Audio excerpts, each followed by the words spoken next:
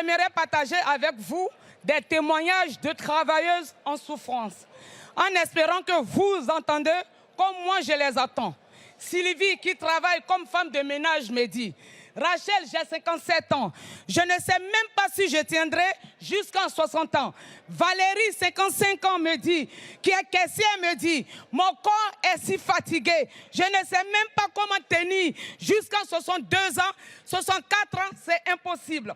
Nadia, qui est aide-soignante, me dit: je dois aider les gens, mais avec 2 années de plus, qui va m'aider? Je le dis ici, haut et fort. Vous ne comprenez pas, vous qui êtes pour la réforme de retraite à 64 ans, vous ne comprenez pas la durée de vie des gens. Vous ne comprenez pas à quel point il y a des métiers difficiles. Vous ne comprenez pas ceux qui disent avoir mal au dos au réveil. Vous ne comprenez pas parce que vous prenez pour ceux qui prennent des médicaments pour pouvoir tenir au travail. Vous ne comprenez pas parce que vous ne le vivez pas. Je m'apprête ici à recevoir une députée pas comme les autres. Élue en 2022 dans la 7e circonscription du Val-de-Marne, Rachel Keke s'est d'abord fait connaître en tant que syndicaliste à l'hôtel Ibis Batignolles. Vous l'avez vu, vous le voyez encore ici, où elle porta la parole des femmes de chambre, comme elle, en grève pendant près de 2 ans, face à un groupe puissant, Accor, afin d'obtenir avec succès de meilleures conditions de travail. Elle publie aujourd'hui son premier livre, Cette rage dans mon cœur, aux éditions Michel Lafon, qui retrace l'histoire de son parcours, une grande partie de sa vie, un parcours particulier qui l'emmène de la Côte d'Ivoire à Paris, de son quotidien de travailleuse et mère sans papier jusqu'à être élue députée française. On en parle maintenant.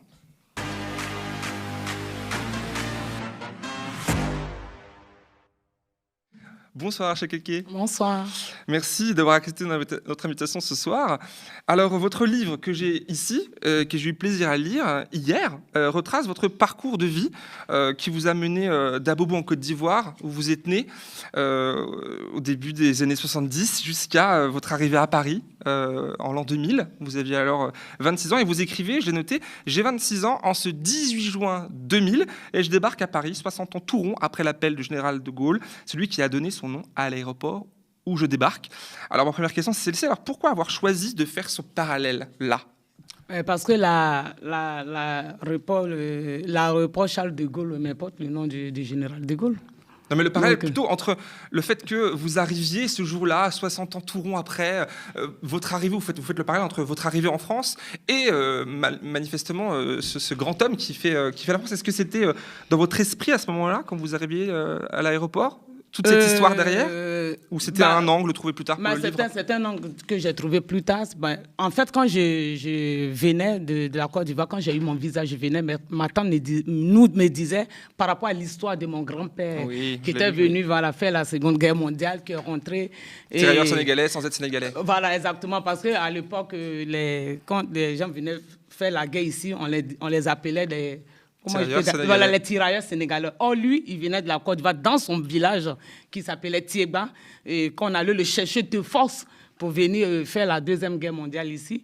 Donc, moi, ma tante me disait, mais là où tu vas en France, c'est ton pays, parce qu'aujourd'hui, si la France aussi a été libérée dans la mer des nazis, mais il y a ton grand-père aussi qui a participé. Donc, voilà, dans le pays où tu vas, c'est ton pays. Voilà. Et tiens-toi que, malgré que ton grand-père a fait la guerre, ils n'ont pas reconnu, ils n'ont pas payé ses indemnités. Donc, c'est ton pays où tu vas. Donc, c'est après que j'ai vu au Charles de Gaulle. En plus, mon père, il s'appelle Charles. Oui, voilà, oui, bien mon sûr. père, mon père, il s'appelait Charles, il est décédé maintenant, il s'appelait Charles. Donc, j'ai mis le lien après pour voir, je viens en France, dans mon pays, et à l'aéroport Charles de Gaulle. Effectivement, c'est une histoire qui commence comme ça. Et alors, comme je le disais en introduction, vous m'avez entendu, vous étiez juste à côté. Alors, beaucoup vous ont rencontré, connu, et moi-même, lors de cette grève de 22 mois à l'hôtel Ibis Batignolles. Alors, avant d'évoquer cette époque, puisqu'elle est derrière vous désormais, on va s'attarder sur l'avant. Qui était Rachel Keke avant d'être syndicaliste? Mais Rachel Keke est née à Abidjan, à Bobo, où elle a grandi, de père qui travaillait, qui était conducteur de bus, d'une mère qui était vendeuse au marché d'Agamé. Et Rachel Keke, à 12 ans, a perdu sa mère et a abandonné les études quand j'étais au CM2. Et de là, a commencé à faire la coiffure. Et de là, mon oncle a proposé de dire, bon, comme tu fais bien la coiffure, il faut que tu viennes en France. Il était déjà à Paris. Oui, mon oncle était déjà à Paris. Et c'est comme ça que je suis arrivée. Mais vu que quand tu arrives ici, il y a des situations qui sont réelles, tu n'as pas le papier, tu ne peux pas travailler dans un salon de coiffure. Parce que si jamais il y a un contrôle qu'on te prend, voilà. Donc je travaillais, je faisais de maison en maison, les gens m'appelaient, je partais coiffer, jusqu'à ce que je rentre, je sois régularisée. Et quand j'ai été régularisée, il y a une amie qui s'appelle Misata, que je cite dans le livre, voilà, parce que le métier des femmes de chambre, c'est de bouche à l'oreille. Et qui me dit que... Vous ne postulez pas, quoi. Non, là-bas, on ne postule pas. Voilà. Vous êtes recrutée comme ça. Ouais. Exactement. Parce que quand j'ai eu les papiers, d'abord, j'ai été aide à domicile. Et d'aide à domicile, j'ai été caissière. Et c'est comme ça, après, mon ami m'a parlé du travail de l'hôtellerie. Et moi, ça m'a beaucoup intéressée parce que j'avais mes enfants. Comme ça, je me demandais à quel endroit on travaillait pour pouvoir avoir le temps pour m'occuper de mes enfants. Et l'heure m'arrangeait.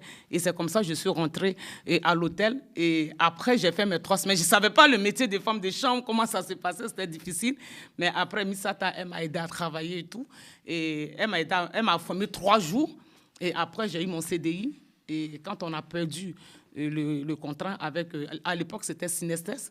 Et après, on nous a mutés à l'hôtel Ibis Les Batignolles. Et arrivé là-bas, les conditions étaient tellement difficiles. Et un coup, c'est un syndicat qui arrive, la CFDT. Exactement. Déjà, alors, pour commencer, pour se poursuivre, vous êtes resté très longtemps, une carrière entière. Une dizaine d'années, 15 ans, dites-moi de nouveau, je ne sais plus combien de temps vous êtes travaillé. J'ai fait 15 ans femme de chambre, voilà, et après le reste, j'ai été gouvernante. Oui, à la fin, vous avez effectivement évolué à gouvernante, qui est un poste où vous pilotez finalement toute la charge de travail de vos collègues, vous organisez, exactement. Etc. Parce que gouvernante, je vais expliquer un peu, gouvernante, c'est la gouvernante, elle passe derrière la femme de chambre pour contrôler le travail qu'a fait la femme de chambre. Et s'il n'y a pas de correction à faire, elle passe la chambre à la réception, et la réception loue la chambre au client. Ça, c'est le rôle du gouvernement, de la gouvernante. C'est ce que vous avez postulé pour le coup cette fois-ci. Vous avez demandé à devenir gouvernante sur la fin et vous avez obtenu ce job-là. Mais ça n'a pas été comme ça. Hein, ah non, vous n'avez pas juste demandé. Dans ce métier, pour que tu progresses, même tu peux faire 20 ans, tu ne progresses pas. Hein. Voilà, donc j'ai vraiment demandé, je me suis encore battue pour pouvoir arracher ce titre. Et puis vous êtes battu, vient l'épisode révélateur, ce fameux combat, cette longue grève victorieuse de 22 mois.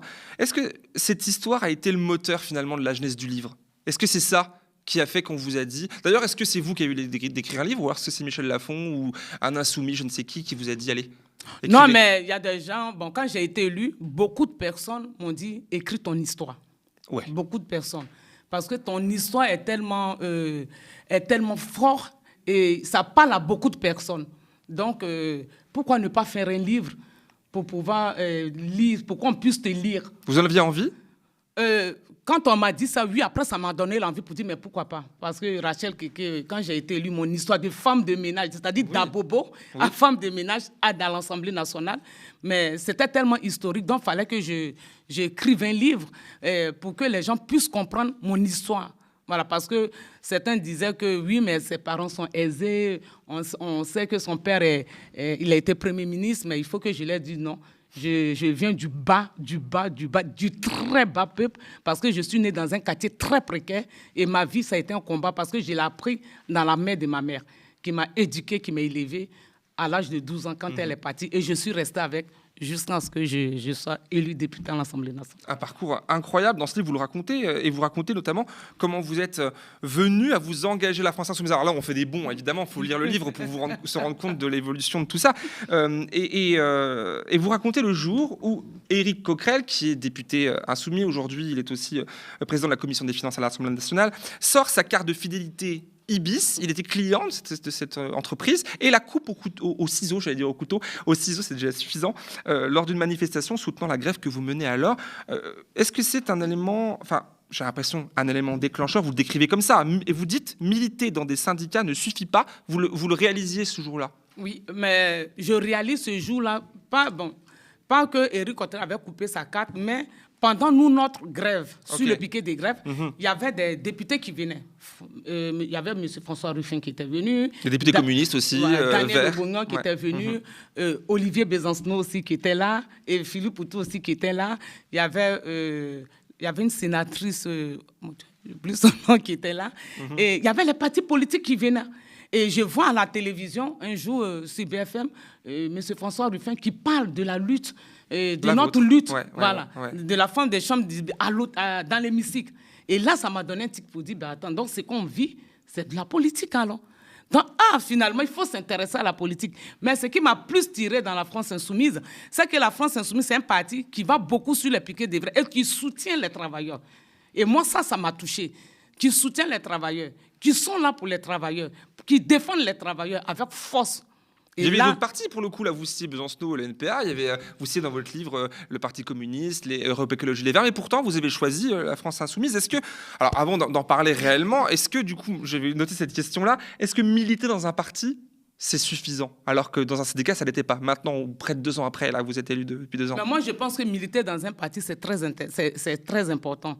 Et moi-même, je dis souvent aux gens, il faut pas être dessus, je peux dire de la politique. Parce que si on ne fait pas de la politique, on ne peut pas comprendre le sens de ce qu'il se passe. Par exemple, quand moi je suis arrivé à l'Assemblée nationale, je vois devant moi, il y a 3 boutons. Tout à pour, fait. Contre et l'abstention. Exactement. Bon, c'est là qu'on décide la vie des gens. Bon, si moi, je ne m'intéressais pas à la politique pour dire que j'ai envie de militer pour comprendre, comment je peux savoir que moi, ma vie, parce qu'il y a beaucoup de personnes comme moi qui ne savent pas qu'à l'Assemblée nationale, on décide là-bas de notre vie. C'est là-bas où tout se passe. Si aujourd'hui, on veut que le salaire augmente, c'est là-bas. Si aujourd'hui, on veut qu'il y ait des enseignants dans les écoles, c'est là-bas. Si on ne veut pas que le service public se casse, c'est là-bas. À part s'il y a un 49.3 du gouvernement. Bah voilà, pas si tu le... C'est des détails, mais des gros détails. Voilà, donc c'est là-bas, tout se décide. Oui. Donc voilà, c'est pour ça que moi je dis aux gens, ça ne sert à rien de dire la politique ne m'intéresse pas, c'est une erreur. C'est une erreur, effectivement, on vous entend. Alors, vous vous décrivez comme guerrière, c'est un mot que vous utilisez dans votre livre, je suis une guerrière, avant de décrire un acte fondateur, celui où vous décrochez le téléphone pour joindre la France Insoumise après, le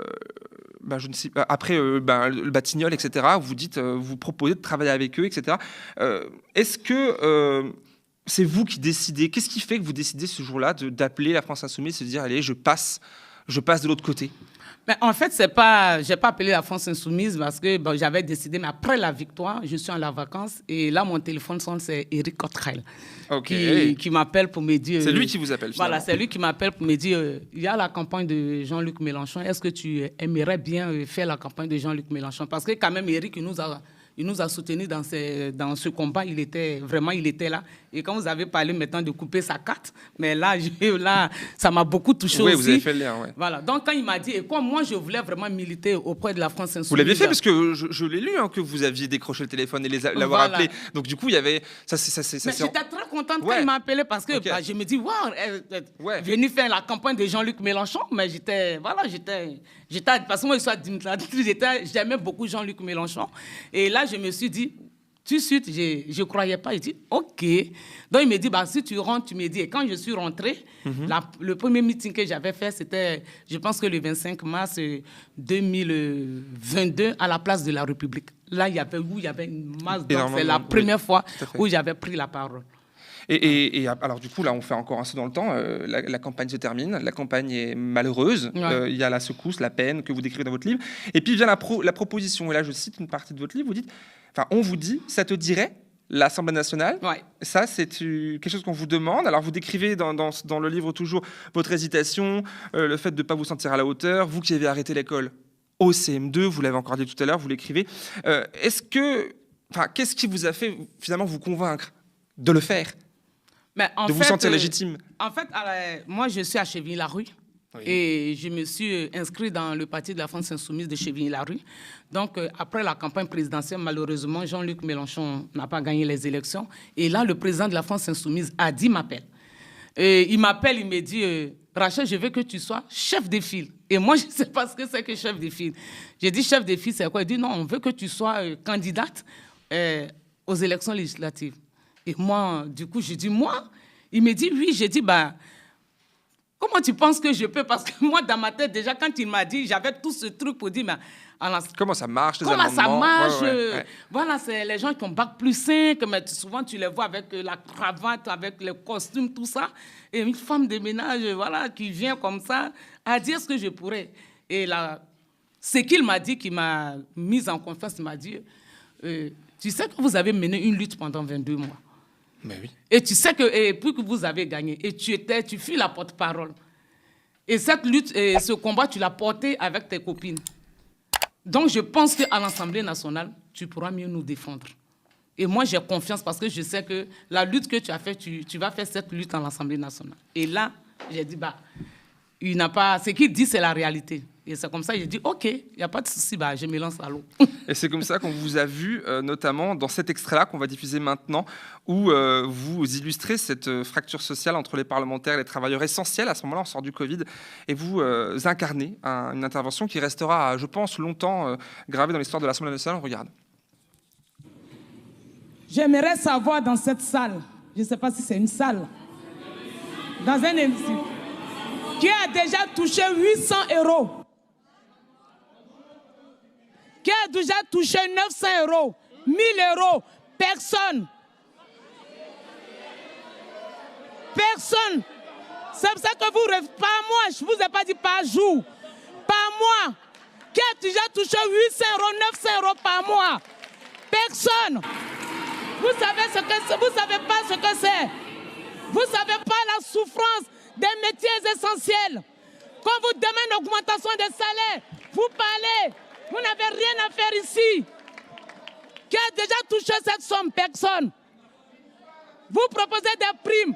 Les salariés de Monoprix, ceux qui ont servi la France pendant le Covid, le PDG a augmenté de 70% son salaire. Il vous demande seulement une augmentation des salaires, vous refusez. Quelle honte! C'est un moment fort que là, je vous voyais sourire un petit peu. Vous sentez quoi en vous voyant là Je suis fière de moi de leur parler comme ça parce que je rentre, c'était pendant notre niche parlementaire et on parlait d'augmenter le salaire à 1 500 € parce que nous, on avait proposé à l'époque 1 500 €. Ouais. Et quand je vois le débat, moi j'arrive, je ne connais pas bien les rouages, mais je suis assise et je regarde, je débat, comment ça se passe. Et après, on parle sur l'augmentation de salaire à 1 500 €. Et je vois les macronistes, le RN dire non, mais prime, non, on ne peut pas augmenter. Et moi, je me dis, mais attends, si ceux-là, ils avaient touché 800 € par mois, parce que moi, j'ai commencé avec 400, 500, jusqu'à 1 000 €. Mais les gens, ils allaient dire, moi, je pensais qu'ils allaient dire tout de suite, oui, on est d'accord. Il faut qu'on vote pour que ces salaires soient augmentés, pour que les gens qui sont mal payés soient bien payés pour bien vivre avec leurs enfants. Mais tu vois, le débat, ça va dans tous les sens. Et ils ne veulent pas, et avec nous, c'est un peu rude. Et là, je me suis levée, je dis non. Et ça a été improvisé, vous êtes levé, et puis voilà. Je me suis levée, je me suis levée comme ça, et puis je leur ai dit non. Mais qui a déjà touché ça, 800 €, 900 €, 1 000 €, personne. Ce n'est pas par jour. Et vraiment, avec ce qu'on gagne aujourd'hui, ils ne peuvent pas vivre avec ça. Parce que moi, maintenant, là, avec le salaire que je gagne, mais eux, s'ils avaient ça, mais je pense que le minimum, ils allaient respecter les gens pour dire, oui, on a déjà gagné, on ne peut pas vivre avec ça, mais il faut changer la vie des gens parce qu'on peut le faire dans l'hémicycle. En tout cas, ce passage-là est important dans votre parcours et vous avez été pas mal chahuté, même à votre élection finalement, puisque le chemin que vous avez parcouru qui vous amenait à l'Assemblée nationale a été pas mal houleux, notamment avec cette polémique. Vous vous souvenez bien, autour de votre ancien soutien à Marine Le Pen en 2017 et au régime de Bachar el-Assad. Vous avez reconnu à cette époque-là d'avoir posté sur Internet, c'était en 2017, et vous vous êtes défendu. Mais je ne peux pas éviter de vous poser cette question. Évidemment que beaucoup de personnes se demandent, et tant que vous êtes encore attaqué d'ailleurs sur cette question-là. Comment on passe, je vous la pose cash, d'un soutien d'un post sur Twitter ou sur Facebook à Marine Le Pen en 2017 à être élu dans un parti présidé par Jean-Luc Mélenchon à ce moment-là? Moi, à ce moment-là, comme je disais, je suis une femme de chambre qui va au travail, qui a son portable, qui regarde, qui partage. En ce moment, je ne connais pas la politique, je ne comprends pas comment ça se passe. Et moi, je vois, par exemple, comme je peux dire pour Bachar el-Assad, comme vous savez, chez nous, en 2011, comme il y a eu la guerre, donc je vois encore de la Côte d'Ivoire, Libye, la Syrie, et moi, je vois que c'est injuste. Donc, pour moi, je partage, sans comprendre le fond. Donc après ça, qu'on me dit, non, mais c'est un dictateur. Mais moi, je ne pouvais pas comprendre puisque je ne partais pas au fond pour comprendre les choses. Et pour Marine Le Pen, j'avais aussi partagé. Mais cela, je ne savais pas que dans le fond, dans la politique, Marine Le Pen, elle était si raciste que ça, en fait. Vous ignoriez que Marine Le Pen était raciste? Oui, je sais, parce que je ne suivais pas. Franchement, je ne suivais pas. Mais maintenant, je suis là-bas, je vois comment la politique de l'intérieur. Marine Le Pen, mais moi-même, je suis choquée, en fait. Et dans l'hémicycle où il y a un député de Marine Le Pen qui dit à mon collègue Carlos Bilango, mais qui rentre chez toi, mais moi, ça me choque. Donc, c'est comme ça, le Front National, alors. Voilà, sinon, si c'était avant, je faisais avant, on fait des erreurs, on ne comprend pas. Voilà, donc moi, je ne nie pas ça. Je ne nie pas, je ne suis pas quelqu'un qui ment. Je ne nie pas, je le dis. Mais je ne savais pas. Aujourd'hui, si on me dit de partager un truc de Marine Le Pen, je ne vais jamais le faire. Qu'est-ce qui a changé finalement? Parce que là, en juin prochain, ça fera 2 ans que vous êtes à l'Assemblée nationale. C'est long et en même temps c'est cours. Hein. Les 2 ans sur une vie, c'est pas énorme, mais quand même dans cette expérience-là, est-ce que vous vous souvenez de votre élection, de la première fois, du premier instant que vous entrez dans l'Assemblée en tant que député, ou de la première fois qu'on vous appelle Madame la députée? Qu'est-ce qui a changé à ce moment-là? Là, tout de suite, je me dis, mon histoire a changé. Ça veut dire quoi? C'est-à-dire de femme de ménage, où je me levais tôt le matin, je partais travailler. J'avais tellement cette joie-là, je ne savais pas comment exprimer ma joie. Je ne savais pas comment exprimer ma joie. Et je me dis, il faut que je sache déjà c'est combien le salaire déjà. D'accord, c'était ça, vous voulez savoir? Parce que comme je ne sais pas, parce qu'on rentre, je ne suis pas encore rentré pour voir combien de députés touchent. Je ne suis pas allé fouiller pour voir. Vous ne saviez pas? Je ne savais pas je ne savais pas les indemnités du député, je ne savais pas. Et moi, tu sais, pour dire, mais quels sont mes droits? Maintenant que je suis député, quels sont mes droits? Peut-être que je ne vais pas toucher 1 000 €, peut-être que je vais toucher plus. Effectivement. Donc, voilà. Mais j'étais tellement heureuse, j'étais tellement contente, et surtout pour mes enfants, parce que, comme j'ai dit, ma vie a été vraiment une souffrance. Et avec mes frères et sœurs, on a tellement souffert dans la vie, et que je me suis dit, enfin, je suis passée à... Donc c'est une victoire personnelle, du coup, d'abord, le premier réflexe. Et puis parce qu'on vous entend dans votre livre, même là, depuis tout à l'heure, vous parlez quand même de collectif, de combat pour vivre mieux ensemble, etc., de politique, vous avez le mot à la bouche depuis tout à l'heure. Mais à ce moment-là, on peut le comprendre, hein, votre situation personnelle va s'améliorer. Alors, avant de parler du coup de celle-ci, est-ce que finalement, le fait d'avoir été élu, vous, femme noire, migrante, sans papier, d'un coup... Qui dormait dans un squat en plus. Qui est passé par ça. Et là, vous vous retrouvez sous les dorures de l'Assemblée nationale, du coup, du pouvoir législatif, c'en est un, c'est le pouvoir législatif. Est-ce que c'est pas la preuve, hein, je me fais l'avocat du diable, ma foi aussi, que la France, finalement, les institutions fonctionnent et permettent à n'importe qui de devenir élu de la République? Oui, ça permet à n'importe qui de devenir élu de la République. Parce que le système politique a fait aujourd'hui que on se dit que... je suis femme de ménage ou bien je suis un éboueur, je ne peux pas faire de la politique, je ne peux pas arriver là où les autres sont. C'est une erreur. C'est une grave erreur. C'est-à-dire, la France permet que tout le monde ait sa place. Et pas n'importe quelle politique, parce que c'est la France insoumise qui prend quand même les gens qui sont un peu plus bas pour les voilà. Tous ceux, je ne peux pas. Il y a aussi un parti qui... Voilà. Donc, heureusement, comme j'ai dit, que la France insoumise est là. Là, on a vu, vous voyez, dans les Européens, il y a Anthony Simis qui s'occupe, qui parle des travailleurs, des précarités des travailleurs aujourd'hui, qui est candidat. Et ça, vraiment, c'est magnifique dans la France insoumise, de mettre tous ceux qui sont bas, de les mettre plus haut. Pour cette fameuse représentativité, on imagine. Alors, ma dernière question, c'est celle-ci, parce que là, vous avez parlé de vous-même, de cette indemnité. On le sait, aujourd'hui, un député, c'est 7 500 € net, en comptant l'indemnité de résidence. 6 000. Vous savez mieux que moi. Hein, non, mais j'ai réduit, parce qu'il y a beaucoup qui disent 10 000, il y a d'autres qui disent 6 000. Non, moi, je viens de recherche, c'était 7 500 net avec l'indemnité de résidence et de fonction. C'était ce qui était indiqué. En tout cas, moi, j'ai 6 500. 6 000 combien? 600. 6 600, donc pour vous, peu importe, du coup 6 600, on passe d'un SMIC à ça. Vous étiez femme de chambre puis gouvernante pendant des années. La première fois que vous avez ça sur votre compte bancaire, qu'est-ce qui a changé? Est-ce que cette nouvelle réalité aussi, de manière plus politique, de passer de la précarité financière à cela, est-ce que ça a fait naître chez vous des réflexions, des questionnements? Quand j'ai eu cette somme sur mon compte, je me dis, pourquoi ne pas trouver, c'est-à-dire pourquoi ne pas trouver des lois pour pouvoir donner aussi, parce que s'il y a tant d'argent comme ça, pourquoi laisser d'autres personnes dans la précarité pour quand même vivre avec 500 €? C'est tout de suite que je me suis posé cette question.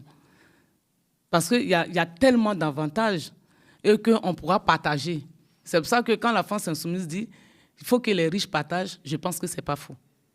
Je pense qu'on peut partager pour aider parce que quand j'ai commencé à faire le tour de France, des quartiers populaires, j'ai fait 16 villes. Mais je vous dis que les gens, ils sont en souffrance. Oui, il y a les gens souffrent. Oui, c'est dur pour les gens. C'est difficile pour les gens. C'est vrai qu'on fait de la politique, mais arrivé un moment, il faut qu'on mette un peu d'eau dans le vent. C'est-à-dire qu'il faut que le gouvernement qui est au pouvoir essaie de voir un peu et pense aussi aux autres. C'est très important. En tout cas, voilà, ce livre dont on parle ce soir, que j'invite les spectateurs à lire, est un livre qui relate et qui place tout ça dans un cadre large de votre histoire. La préface, pour finir, est signée Jean-Luc Mélenchon. Et il écrit pourtant, ce livre n'a pas besoin de préface.